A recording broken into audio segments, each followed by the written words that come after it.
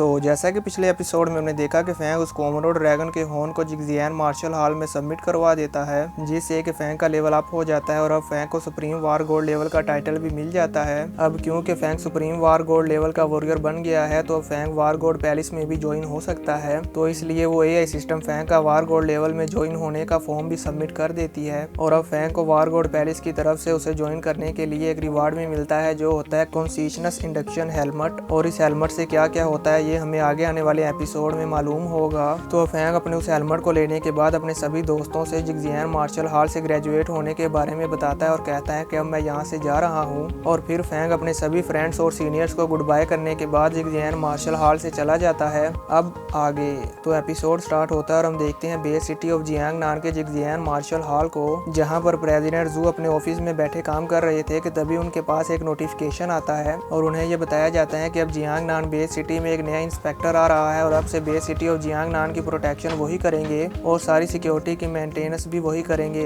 पर यहाँ पर उन्हें इस न्यू इंस्पेक्टर की इन्फॉर्मेशन नहीं बताई जाती कि वो इंस्पेक्टर कौन है। तभी वहाँ पर डायरेक्टर जियांग आते हैं और कहते हैं प्रेसिडेंट मुझे नोटिफिकेशन मिला है कि एक नया इंस्पेक्टर आ रहा है और अब से वही हमारी बेस सिटी ऑफ जियांग नान की प्रोटेक्शन का चार्ज लेंगे। तो प्रेसिडेंट जू डायरेक्टर को बताते हैं कि हाँ मुझे भी नोटिफिकेशन मिला है, पर अभी तक ये नहीं बताया गया कि वो न्यू इंस्पेक्टर कौन है। और फिर वो अपने कंप्यूटर पर उसकी डिटेल को देखने लगते हैं कि न्यू इंस्पेक्टर कौन है। और जैसे ही वो देखते हैं कि वो न्यू इंस्पेक्टर फैंग है तो वो ये देखकर हैरान हो जाते हैं और कहते हैं कि क्या ये लियो फैंग है। और जब वो फैंग की स्ट्रेंथ देखते हैं कि ये तो सुप्रीम वार गोल्ड लेवल का वॉरियर बन गया है तो वो और भी ज्यादा शॉक हो जाते हैं और कहते हैं कि क्या ये लड़का तो हाफ ईयर में ही लाइट ट्रेनिंग कैंप से ग्रेजुएट हो गया है। इसकी इंप्रूवमेंट की स्पीड तो बहुत ही ज्यादा फास्ट है और इसने अपनी स्ट्रेंथ को भी बहुत ही स्पीड के साथ इंक्रीज किया है। और फिर प्रेसिडेंट जू डायरेक्टर जैंग से पूछते हैं कि वो कब बेस सिटी ऑफ जियांग नान में आ रहे हैं। तो डायरेक्टर जियांग बताते हैं कि मैंने सुना है कि इंस्पेक्टर जू आज ही यहाँ पर आ रहे हैं। तो ये सुनकर प्रेसिडेंट जू कहते हैं ठीक है, और फिर वो कहते हैं कि जितनी जल्दी हो सके हमें वहाँ पर पहुँचना होगा और उनका वेलकम करना होगा।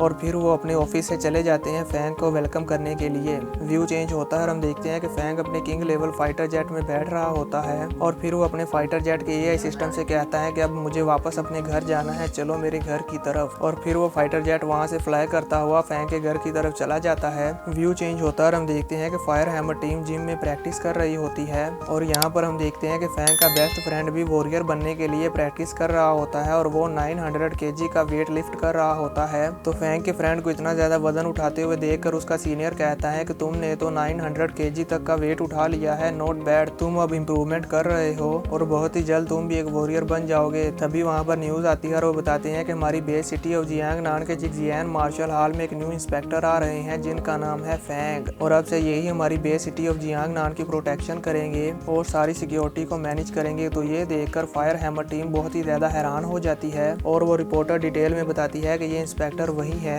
जब हमारी बेस सिटी पर हाइड्रा ड्रैगन ने अटैक किया था तो इसी लुओ फैंग ने हमारी बेस सिटी का डिफेंस किया था और हमें प्रोटेक्ट किया था। और ये inspector Fang elite training camp में हाफ ईयर ट्रेनिंग करने के बाद वापस आ रहे हैं। तो वो पूरी फायर हैमर टीम ये न्यूज सुनकर बहुत ही ज्यादा खुश हो जाती है और कहती है कि ये तो हमारा फैंग है, ये तो हमारा फैंग है जो हमारी फायर हैमर टीम को छोड़कर इलाइट ट्रेनिंग कैंप में गया था और अब तो ये एक इंस्पेक्टर बनकर हमारी बेस सिटी को प्रोटेक्ट करेगा, ये तो बहुत ही अच्छा है। तभी हम देखते हैं कि फैंग के फ्रेंड को भी ये मालूम हो जाता है और वो कहता है फैंग इंस्पेक्टर बन गया है और वो भी बहुत ही ज्यादा खुश हो जाता है। तो फैंग के फ्रेंड का सीनियर जो कि उसे प्रैक्टिस करवा रहा था वो कहता है कि तुम तो ये न्यूज सुनकर बहुत ही ज्यादा खुश हो रहे हो। तो फैंग का फ्रेंड बताता है कि हाँ वो इंस्पेक्टर फैंग मेरा बेस्ट फ्रेंड है। तभी व्यू चेंज होता है और हम देखते हैं सिक्योरिटी ब्यूरो को जहाँ पर जेल में एक कैदी वो न्यूज देख रहा होता है और उस न्यूज को देखने के बाद वो कैदी बहुत ही ज्यादा डर जाता है। और दोस्तों ये कैदी कौन है इसके बारे में मैं आपको थोड़ा सा डिटेल में बता देता हूँ। इसका नाम हाओ बाई है। जब फैंग कॉलेज में पढ़ता था तो इसने जानबूझ के फैंग के साथ पंगा लिया था और फैंग की फैमिली को बहुत ही ज्यादा टॉर्चर किया था और फैंग के फादर को भी बहुत बुरी तरह से पीटा था। तो फिर फैंग ने भी इसे बहुत बुरी तरह से पीटा था और इसकी वजह से फैंग को भी जेल हो गई थी। पर जब सिक्योरिटी ब्यूरो को मालूम हुआ कि इसमें सारी गलती इस हाओ बाई की है तो उन्होंने इस हाओ बाई को पकड़कर जेल में डाल दिया और तब से ये हाओ बाई अपनी सजा काट रहा है। और जैसे ही ये फैंग की न्यूज सुनता है कि फैंग अब इंस्पेक्टर बन गया है तो ये बहुत ही ज्यादा शॉक हो जाता है और डर जाता है और गिरते पड़ते जाकर अपने रूम में कॉर्नर में छुप जाता है और कहता है कि फैंग की अभी की पोजीशन को देखते हुए अगर उसको अभी भी याद हुआ कि मैंने उसके साथ क्या क्या किया था तो वो तो मुझे मार ही डालेगा और वो ये सोचकर बहुत ही ज्यादा डर जाता है। तभी व्यू चेंज होता है और हम देखते हैं यू जिन और उसके ब्रदर को जो कि एरोप्लेन में बैठकर कहीं पर जा रहे थे। तो यू जिन का भाई उसके पास आता है और उसे बताता है कि हम लोग सन चाओ को देखने के लिए जा रहे हैं और तुम उसके साथ शादी करोगी।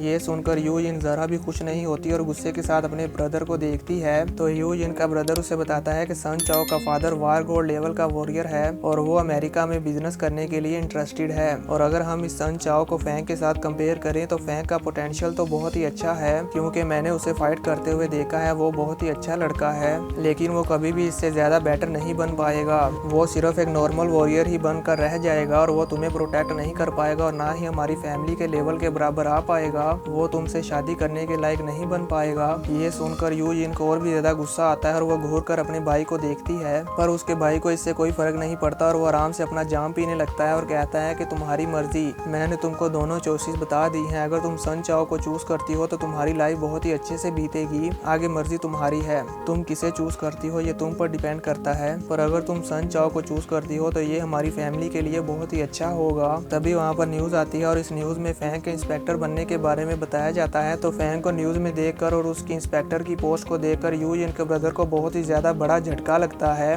और वो एकदम से चौंक जाता है और उसकी आंखें भी बाहर आ जाती है और कहता है क्या, और उसको खांसी भी आ जाती है और वो शर्मिंदा होते हुए अपनी बहन से कहता है मुझे तो पहले ही पता था कि ये लड़का कोई ऑर्डिनरी लड़का नहीं है, इसमें बहुत ही ज्यादा पोटेंशियल है। तो ये सुनकर यू जिन को और भी ज्यादा गुस्सा आता है। वो अपनी भाई की तरफ और भी गुस्से के साथ देखने लगती है, क्योंकि अभी कुछ देर पहले ही ये फैंग के बारे में बुरा भला बोल रहा था और अभी ये उसकी तारीफ कर रहा है। और यू जिन का ब्रदर कहता है कि इसने मुझे वाकई ही डिसअपॉइंट नहीं किया, यानी कि अब यू जिन का ब्रदर भी फैंग को अपना जीजू बनाने के लिए मान जाएगा। तो वहीं अब फैंग को न्यूज में देखकर यू जिन बहुत खुश हो जाती है और उसके फेस पर एक स्माइल भी आ जाती है। व्यू चेंज होता है और हम देखते हैं कि फैंग अपने फाइटर जेट में आराम कर रहा होता है। तभी वो फाइटर जेट का एआई सिस्टम फैंग को बताता है कि हम बहुत ही जल्द वहां पर पहुंचने वाले हैं, बस हम कुछ ही किलोमीटर दूर हैं। तो फैंग उस फाइटर जेट के कैमरा से देखता है कि नीचे कौन कौन मेरा वेलकम करने के लिए आया है। जैसे ही फैंग वहां पर देखता है तो वो देखता है कि इतने सारे लोग मेरा वेलकम करने के लिए आए हैं। मॉम, डैड और ब्रदर हुआ भी वहीं पर हैं और साथ ही साथ अंकल वो भी आए हैं। तो इन सब को देखकर फैंग काफी खुश होता है और कहता है कि ये इतने सारे लोग सिर्फ मुझे अकेले को वेलकम करने के लिए आए हैं। तभी हम नीचे देखते हैं कि फैंग की मदर फैंग के फादर से पूछती है कि यहाँ पर इतने सारे लोग मार्शल हॉल से आए हैं और ये लीडर्स भी यहाँ पर आए हैं, क्या हमारे लुओ फैंग को कुछ हुआ है जो ये लोग यहाँ पर फैंग का वेट कर रहे हैं। तो ये सुनकर अंकल लैंग फैंग की मदर को बताते हैं कि फैंग को कुछ भी नहीं हुआ, हम सब लोग यहाँ पर फैंग को वेलकम करने के लिए आए हैं, क्योंकि अब फैंग हमारी इस बे सिटी में इंस्पेक्टर बन गया है और हम सभी लोग यहाँ पर फैंग का वेलकम करने के लिए आए हैं। तो ये सुनकर फैंग का फादर हैरानी के साथ अपने बेटे से पूछता है, यानी कि फैंग के ब्रदर से पूछता है कि इंस्पेक्टर का स्टेटस यहाँ पर कितना ज्यादा हाई होता है। तो फैंग का भाई अपने फादर को बताता है कि ये सभी लीडर्स के ऊपर लीडर होता है। ये सुनकर फैंग की मदर और फैंग का फादर खुश हो जाता है कि एक इंस्पेक्टर का स्टेटस इतना ज्यादा हाई होता है कि वो सभी लीडर्स के ऊपर लीडर होता है। तभी प्रेसिडेंट जू भी फैंग के फादर को बताते हैं कि इंस्पेक्टर हमारी बेस सिटी ऑफ जियांग नान के जिगजियान मार्शल हॉल का लीडर होता है और वही हमारी बेस सिटी ऑफ जियांग नान की प्रोटेक्शन का ख्याल रखते हैं। प्रेसिडेंट अभी फैंग की फैमिली को इंस्पेक्टर की इन्फॉर्मेशन दे ही रहे थे कि तभी वहां पर फैंग का फाइटर जेट भी आ जाता है। तो उस फाइटर जेट को देखकर फैंग का ब्रदर खुश हो जाता है और कहता है कि फाइनली मेरा ब्रदर अब वापस आ गया। तो फैंग के फाइटर जेट को देखकर अंकल लैंग कहते हैं कि किंग लेवल का इंटेलिजेंट फाइटर जेट हमारे जिगजियान मार्शल हॉल में सिर्फ कुछ ही लोग ऐसे हैं कि जो इसे हासिल कर सकते हैं, यानी कि ये किंग लेवल का इंटेलिजेंट फाइटर जेट भी काफी ज्यादा रेयर है। और फिर हम देखते हैं कि फैंग का किंग लेवल फाइटर जेट वहां पर लैंड होता है और जैसे ही फैंग के फाइटर जेट का डोर ओपन होता है तो फैंग की फैमिली फैंग को देखकर बहुत ही ज्यादा खुश हो जाती है